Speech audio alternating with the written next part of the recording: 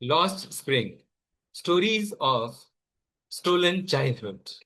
About the author, Anis Jung, born in 1964, was born in Rourkela and spent her childhood and adolescence in Hyderabad. She received her education in Hyderabad and in the United States of America. Her parents were both writers. Anis Jung began her career as a writer in India. She has been an editor and columnist for major newspapers in India and abroad, and has authored several books. The following is an excerpt from her book titled Lost Spring Stories of Stolen Childhood.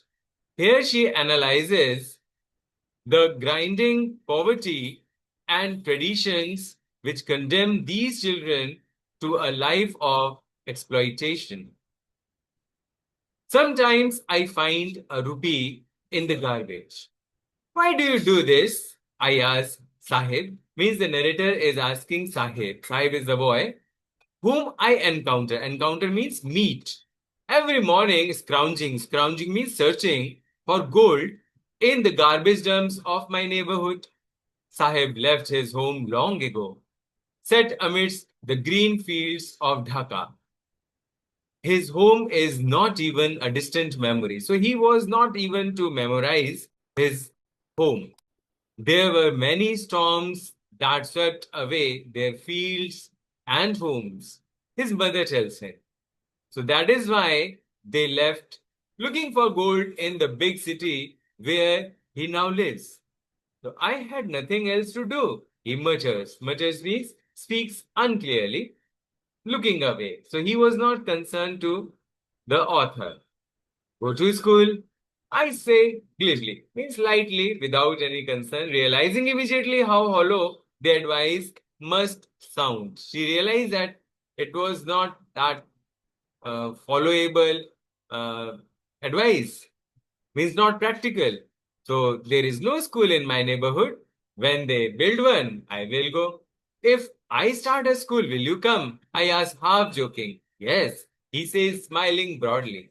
A few days later, I see him running up to me. Is your school ready? It takes longer to build a school, I say, embarrassed at having made a promise that was not meant. But promises like mine abound in every corner of his bleak world. After months of knowing him, I asked him his name. Sahib Alam. He announces. He does not know what it means. If he knew its meaning, Lord of the universe, he would have a hard time believing it. Unaware of what his name represents, he roams the streets with his friends, an army of barefoot boys who appear like the morning birds and disappear at noon. Over the months, I have come to recognize each of them. Why aren't you wearing chappals? I asked one. My mother did not bring them down from the shelf, he answered simply. Even if she did, he will throw them off. Adds another who is wearing shoes that do not match. When I comment on it, he shuffles his feet and says nothing. I want shoes. Says a third boy who has never owned a pair all his life. Traveling across the country, I have seen children walking barefoot in cities on village roads. It is not lack of money, but a tradition to stay barefoot is one explanation. I wonder if this is only an excuse to explain away a perpetual state of poverty. I remember a story a man from Udupi once told me. So, as a young boy, he would go to school past an old temple where his father was a priest. He would stop briefly at the temple and pray for a pair of shoes. 30 years later, I visited his town and the temple, so which was now drowned in an air of desolation. Desolation means loneliness. In the backyard where lived the new priest, there were red and white plastic chairs. A young boy dressed in a grey uniform, wearing socks and shoes, arrived panting and threw his bag on a folding bed. Looking at the boy, I remembered the prayer another boy had made to the goddess when he had finally got a pair of shoes. Let me never lose them. The goddess had granted his prayer. Young boys like the son of the priest now wore shoes, but many others, like the rag pickers in my neighborhood, remained shoeless. My acquaintance with the barefoot rag pickers leads me to Seemapuri, a place on the periphery. Periphery means border of Delhi, yet miles away from it. Metaphorically, those who live here are squatters who came from Bangladesh back in 1971. Saheb's family is among them. Seemapuri was then a wilderness. So it still is, but it is no longer empty. In structures of mud with roofs of tin and tarpaulin, devoid of sewage, drainage, or running water, live 10,000 rat pickers. They have lived here for more than 30 years without an identity, without permits, but with ration cards that get their names on voters' lists and enable them to buy grain. Food is more important for survival than an identity. If at the end of the day we can feed our families and go to bed without an aching stomach, we would rather live here than in the fields that gave us no grain. Say a group of women in tattered saris, when I ask them why they left their beautiful land of green fields and rivers, wherever they find food, they pitch their tents that become transit home. Children grow up them. Whenever they find food, they pitch their tents that become transit homes. Children grow up in them, becoming partners in survival. And survival in Seemapuri means rag picking. Through the years, it has acquired the proportions of a fine art. Garbage to them is gold. It is their daily bread, a roof over their heads, even if it is a leaking roof. But for a child, it is even more. I sometimes find a rupee, even a 10 rupee note. Sahib says, his eyes lighting up. So when you can find a silver coin in a heap of garbage, you don't stop scrounging, for there is hope of finding more.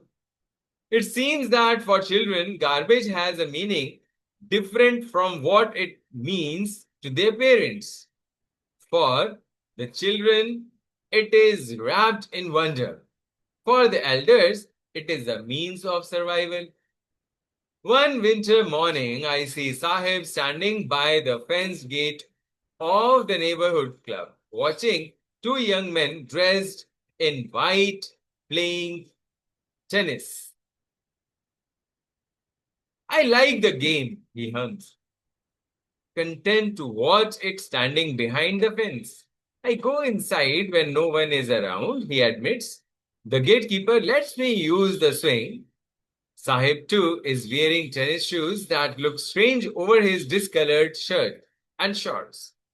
Someone gave them to me, he says, in the manner of an explanation. The fact that they are discarded shoes of some rich boys, so who perhaps refuse to wear them because of a hole in one of them, does not bother him. For one who has walked barefoot, even shoes with a hole is a dream come true. But the game he is watching so intently is out of his reach. This morning, Sahib is on his way to the milk booth. In his hand is a steel canister. I now work in a tea stall down the road, he says, pointing in the distance. So I am paid 800 rupees and all my meals. Does he like the job? I ask. His face, I see, has lost the carefree look. The steel canister seems heavier than the plastic bag he would carry so lightly over his shoulder. The bag was his. The canister belongs to the man who owns the tea shop. Sahib is no longer his own master. Let us read the second part. I want to drive a car. Mukesh insists on being his own master. I will be a motor mechanic, he announces. Do you know anything about cars? I ask. I will learn to drive a car, he answers. Looking straight into my eyes, his dream looms like a mirage amidst the dust of streets that fills his town, Firozabad, famous for its bangles. Every other family in Firozabad is engaged in making bangles. So it is the center of India's glass blowing industry, where families have spent generations working around furnaces, welding glass, making bangles for all the women in the land, it seems. Mukesh's family is among them. None of them know that it is illegal for children like him to work in the glass furnaces with high temperatures, in dingy cells, without air and light. That the law, if enforced, could get him and all those 20,000 children out of the hot furnaces where they slog their daylight hours, often losing the brightness of their eyes. Mukesh's eyes beam as he volunteers to take me home, which he proudly says is being rebuilt. He walks down stinking lanes choked with garbage, past homes that remains hovels with crumbling walls, wobbly doors, no windows, crowded with families of humans and animals coexisting in a primeval state, as in the condition of the primary state of human beings.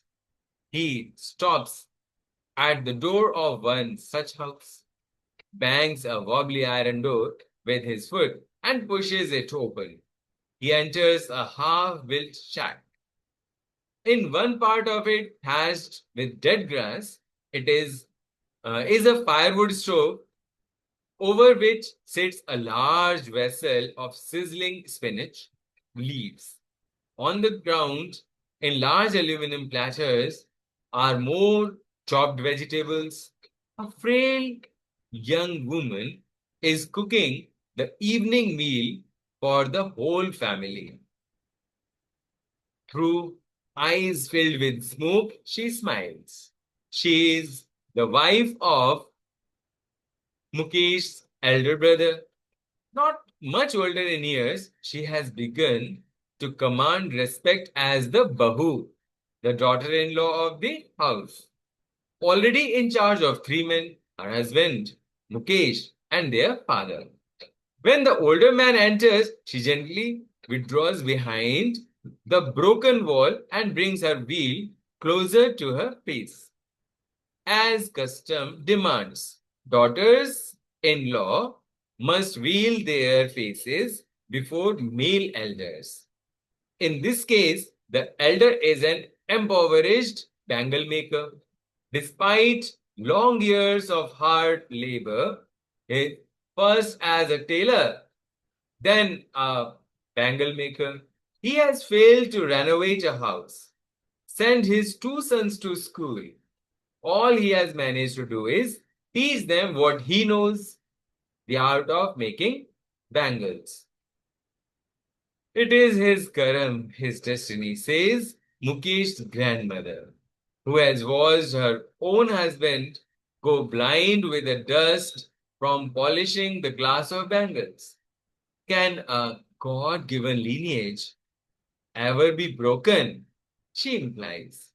Born in the caste of bangle makers, they have seen nothing but bangles in the house, in the yard, in every other house, every other yard, every street in Firozabad.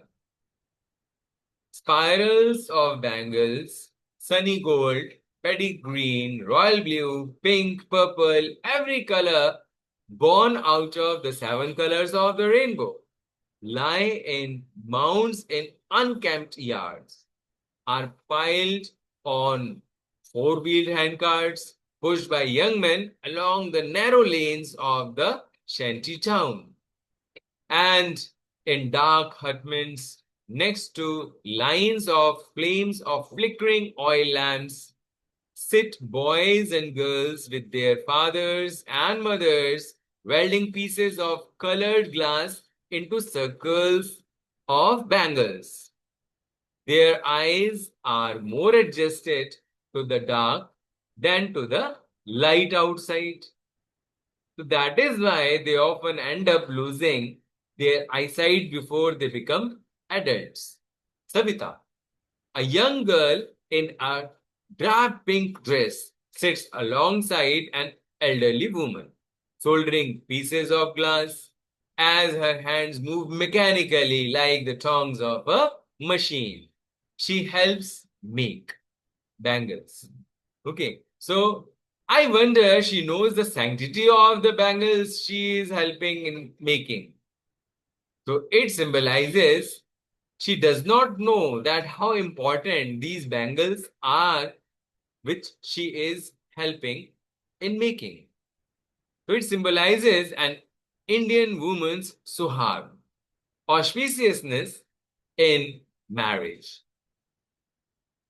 It will dawn on her suddenly one day. It will come to her mind one day. She will get to know one day when her head is draped with red veil, her hands dyed red with henna, mehndi, and red bangles rolled on to her wrists. She would put on her own bangles.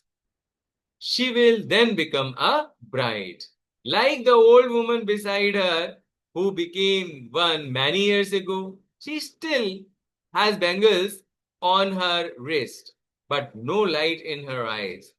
एक वक्त शेर भर खाना भी नहीं खाया, she says, in a voice drained of joy. She has not enjoyed even one full meal in her entire lifetime. So that is what she has reaped. Her husband, an old man with a flowing beard, says, I know nothing except bangles. All I have done is make a house for the family to live in. So hearing him, one wonders if he has achieved what many have failed in their lifetime. So he has a roof over his head. The cry of not having money to do anything except carry on the business of making bangles, not even enough to eat, rings in every home. The young men echo the lament of their elders. Little has moved with time. So it seems in Firozabad. Means it is the same for many years. It has hardly changed. The years of mind-numbing toil means hard work, have killed all initiatives and the ability to dream. They are not even able to dream. They will not even think. So why not organize yourselves into a cooperative? Cooperative means it's a group. I ask a group of young men who have fallen into the vicious circle of middlemen who trapped their fathers and forefathers. Even if we get organized, we are the ones who will be hauled up by the police, beaten and dragged to jail for doing something illegal. They say. So there is no leader among them, no one who could help them see things differently. Their fathers are as tired as they are. They talk endlessly in a spiral that moves from poverty to apathy to greed and to injustice. Listening to them, I see two distinct worlds. One of the family caught in a web of poverty, burdened by the stigma of caste in which they are born. The other, a vicious circle of the sahukars, the middlemen, the policemen, the keepers of law, the bureaucrats, and the politicians. Together, they have imposed the baggage on the child that he cannot put down. Before he is aware, he accepts it as naturally as his father's. To do anything else would mean to dare, and daring is not a part of his growing up. When I sense a flash of it in Mukesh, I'm cheered. I want to be a motor mechanic, he repeats. He will go to a garage and learn, but the garage is a long way from his home. I will walk, he insists. Do you also dream of flying a plane? He is suddenly silent. No, he says, staring at the ground in his small murmur. There is an embarrassment that has not yet turned into regret.